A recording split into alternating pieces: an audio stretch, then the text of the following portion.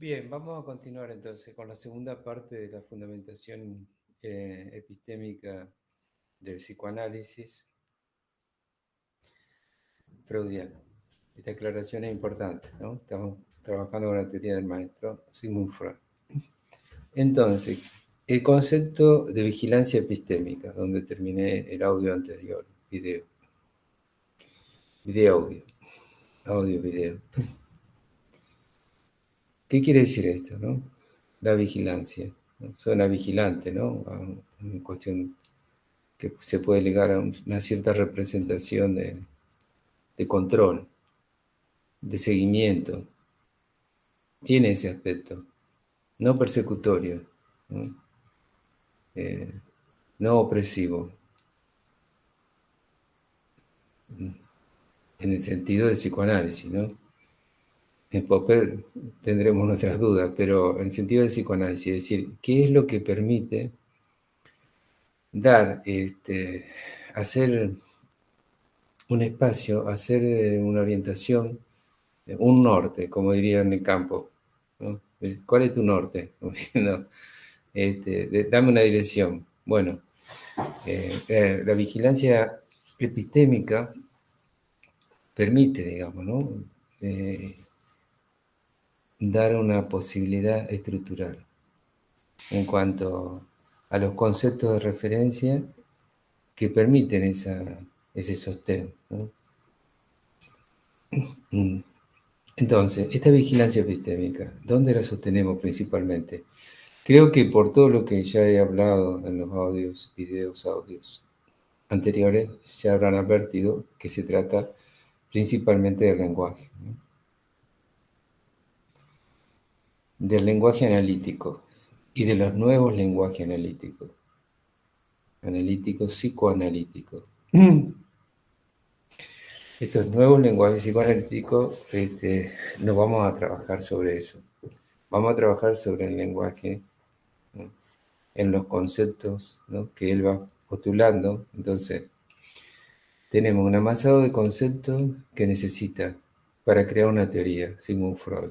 Él necesita desplegar para trabajar de qué se trata la libido, de qué se trata lo que va a llamar zona erógena, de qué se trata lo que va a llamar represión, repetición, proyección. ¿De qué se trata todo eso? El inconsciente mismo, ¿qué dimensión le da al inconsciente? ¿No? El concepto de transferencia, de contratransferencia. Estas categorías teóricas que son un mapa de navegación, para que él, digamos, que va a indagar en ese mar, en el mar del inconsciente, este mapa de navegación, esta cartografía. ¿No? Esta cartografía tiene estas posibilidades de, de buscar una orientación. Bien.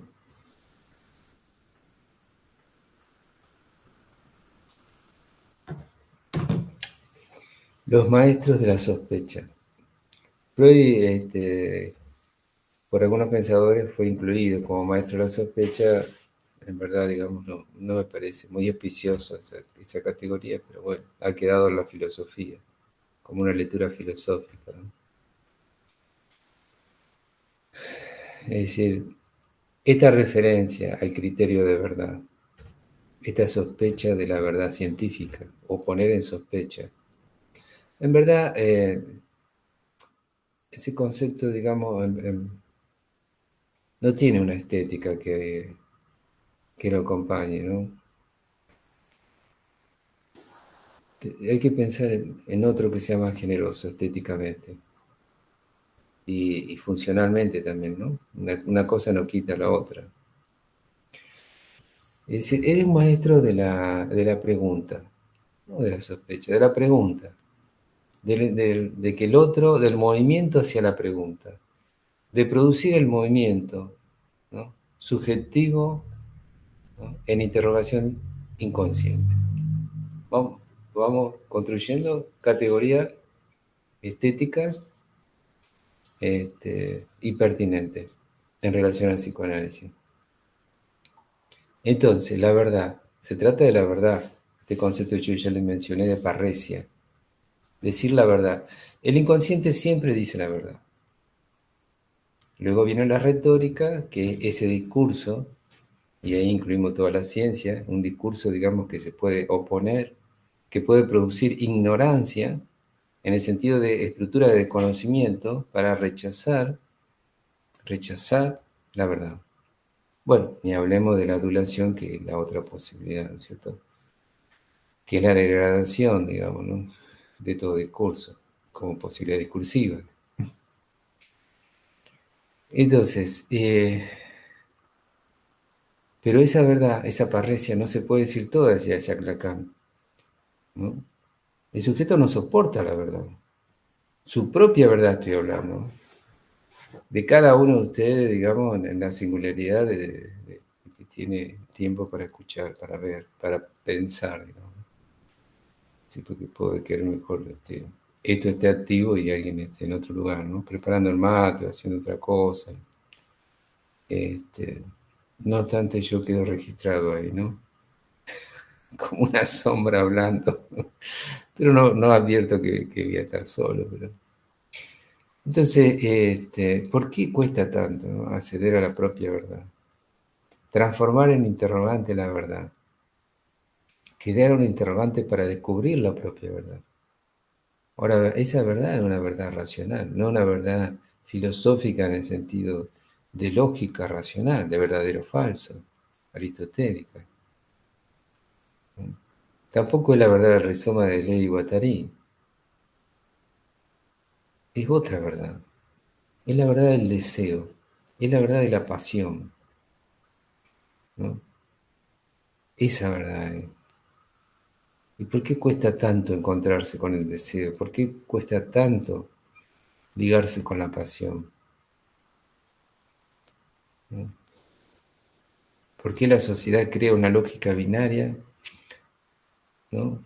Toda la cultura, toda la sociedad, todo es binario, todo es dialéctico binario.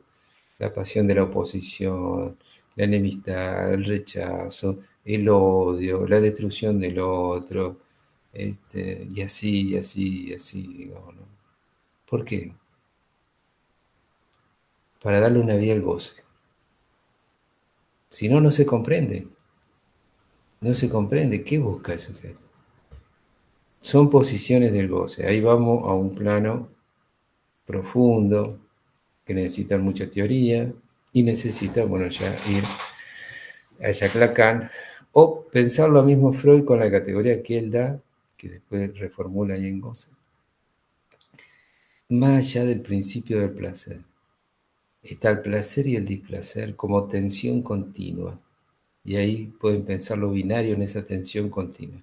Y después hay un salto. Hay un más allá del principio del placer. Pero ¿qué pasa en ese salto? En ese salto el sujeto puede caer al vacío, se puede perder. Entonces la lógica binaria resguarda al sujeto. Es decir, por algo la lógica binaria es la cultura misma, es la sociedad misma, son las relaciones mismas.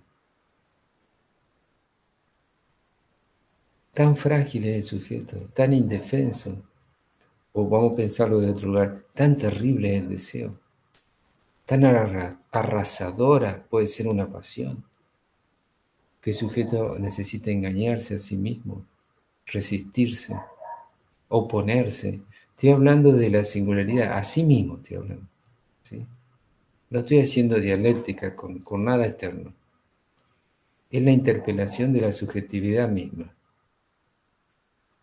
Bueno, ahí es maestro Freud. Ahí es un maestro. Tiene un saber hacer. En verdad no tiene que sospechar nada. Por eso no me gusta esta designación de la filosofía de maestro de la sospecha. No, él no tiene que sospechar nada. Ella está advertido. A medida que va construyendo teoría, las teorías son categorías simbólicas en donde él sostiene esta posición de advertencia, está advertido. Está advertido la resistencia, ¿no? Está advertido, digamos, la contratransferencia, que después Charles Lacan, ¿no? no va por esa línea teórica, pero está advertido de que hay un movimiento, digamos, que el propio sujeto lo produce defensivamente, más allá de su voluntad, más allá de su racionalidad, más allá de su conciencia.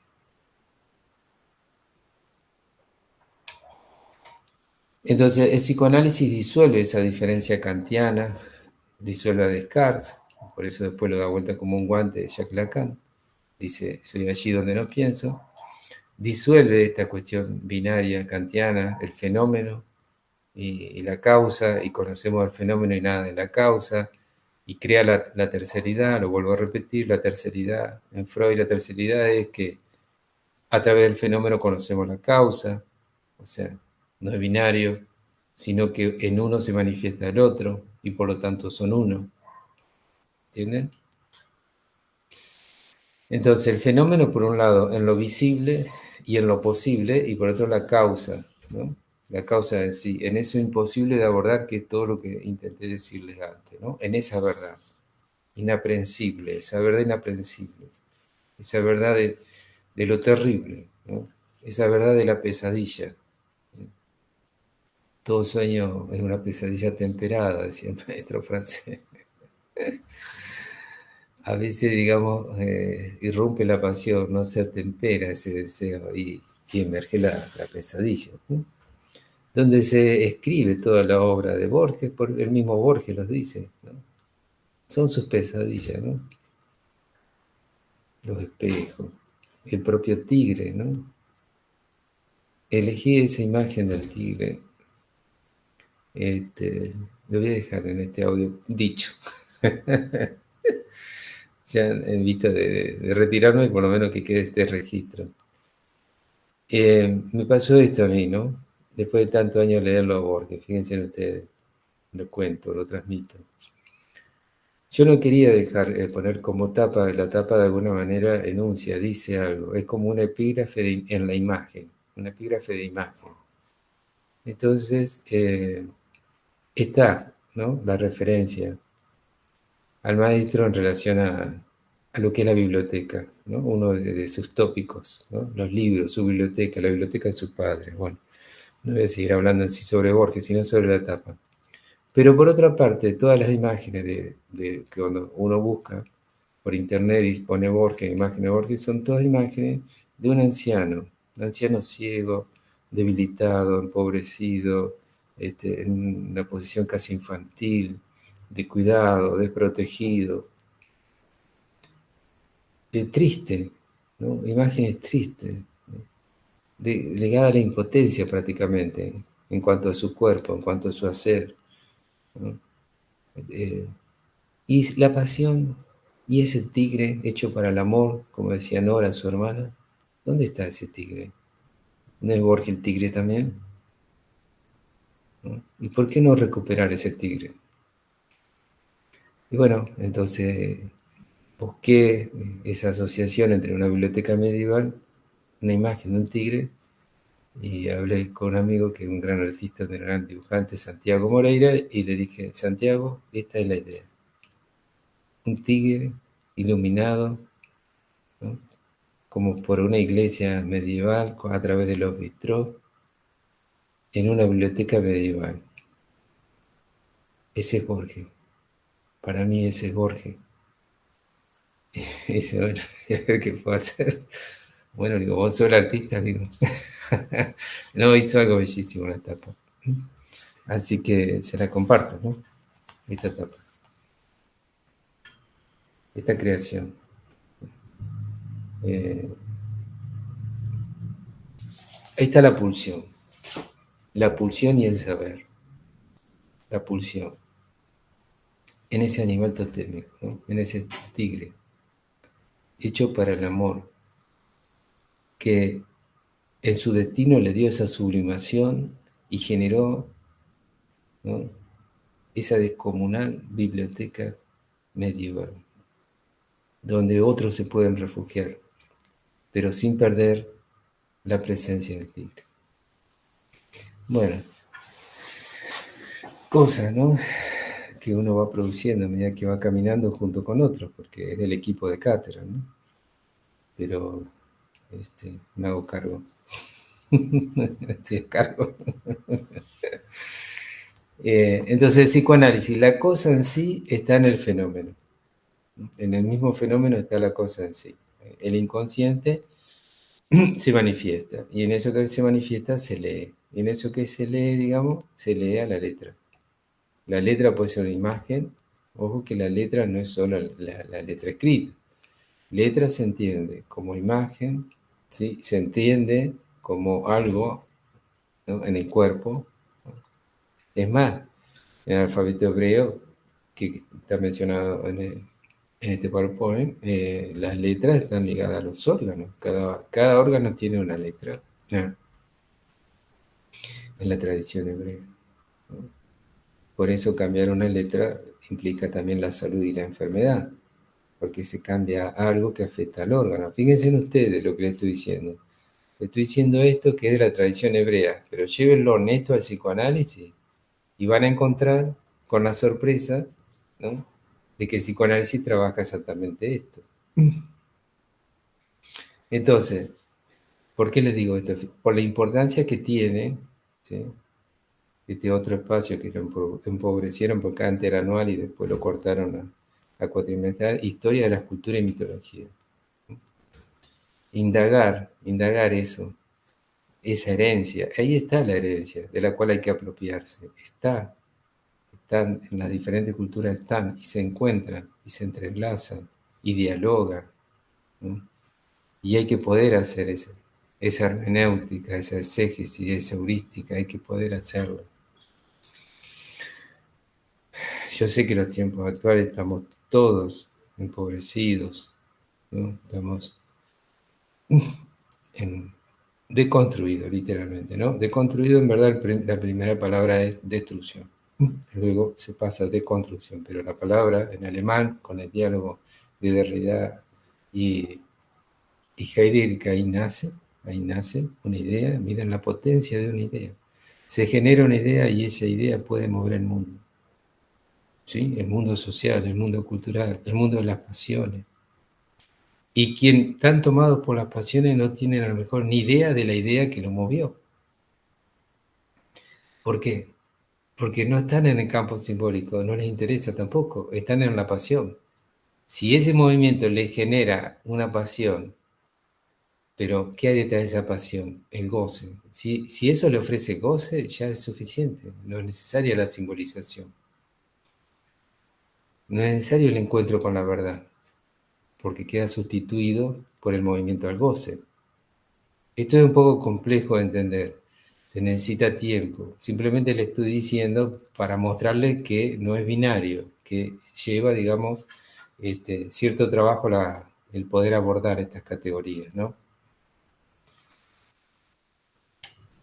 Bueno, y ahí yo mencioné en el Power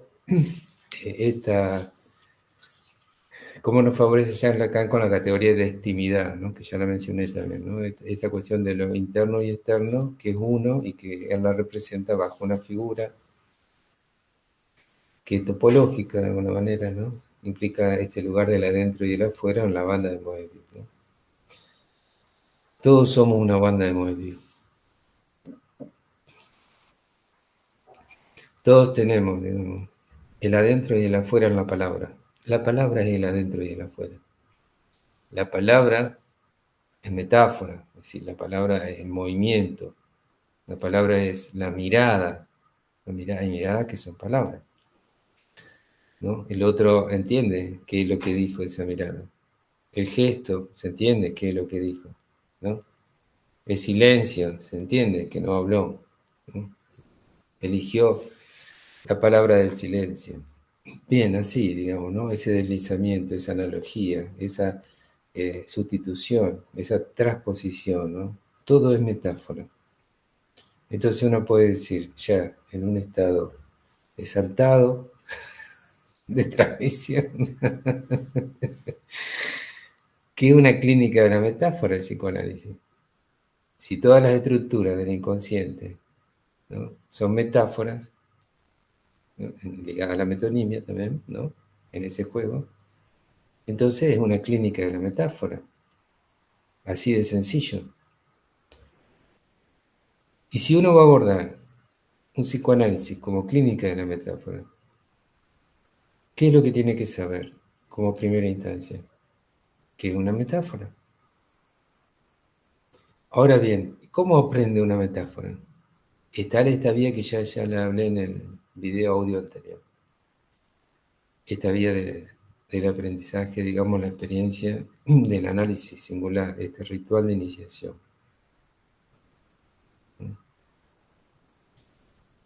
Pero después está la escritura, que es la vía posible para mí como sustitución y acompañamiento en la academia, en el discurso universitario. ¿Por qué? Porque el discurso universitario no tiene necesidad de represión sobre esto que es socrático, ¿no? El discurso universitario se liga a una lógica del amo, se liga a otra posición, pero no como una verdad no lo interpela, porque a ese saber ya instituido, ligado al poder y que lo administra, no los interpela directamente, entonces no es riesgoso, no tienen por qué eliminarlo, porque en la escritura está el velo, en la escritura está la metáfora, y es más singular. Entonces pueden convivir, ¿no? Es posible, ¿no? Y esto lo he sostenido y lo he hecho en los espacios académicos, los talleres de lectura y escritura y de producción de metáfora. Y si el estudiante puede hacer metáfora en la escritura, ¿sí? Ya tiene un aprendizaje hacia el psicoanálisis. Lo puede utilizar en el psicoanálisis o no, ¿no? Lo puede utilizar para su vida singular, ¿no? Como forma de alivio, de creación estética también y de lazo social. Le puede dar otro destino.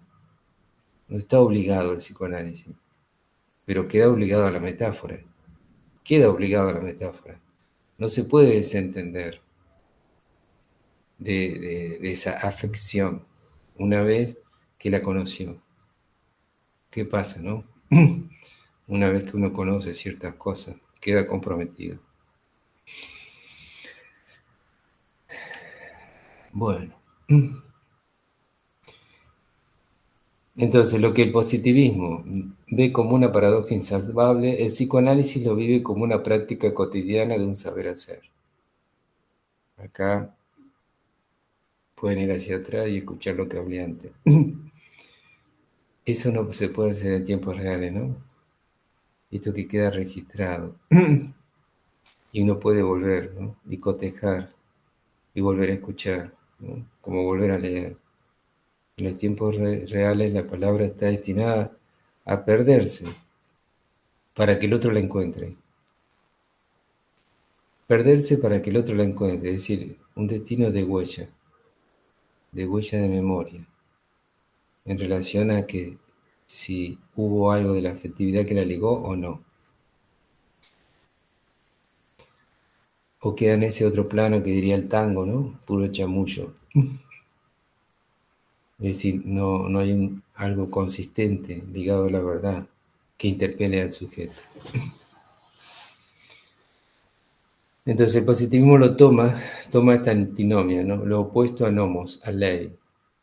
No es posible obtener una ley que lo regule, por lo tanto no es serio para el trabajo de investigación. Si no es serio el deseo, si no es serio la pasión, ¿qué es serio? ¿Qué nos queda por serio? ¿No? Pero el psicoanálisis entonces tiene sus propias leyes. El psicoanálisis tiene sus propias leyes que se las otorga su objeto de estudio, el inconsciente. Ahí vamos al tiempo, al espacio, a la certidumbre anticipada, esto que ya hablamos.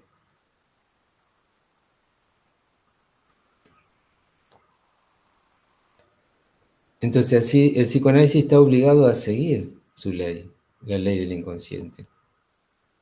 Y la lógica, una lógica propia, una lógica propia, una lógica que no es racional, una lógica que no es del verdadero falso, tan triste y tan empobrecido, ¿no? Pobre Aristóteles, le quitaron la verosimilitud y quedó, digamos, ahí, sin poder avanzar mucho, ¿no? Semejante despliegue de Aristóteles, empobrecido por quitar uno de los elementos del tríptico. Quedó en espejo, ¿no? En espejo quedó, verdadero o falso.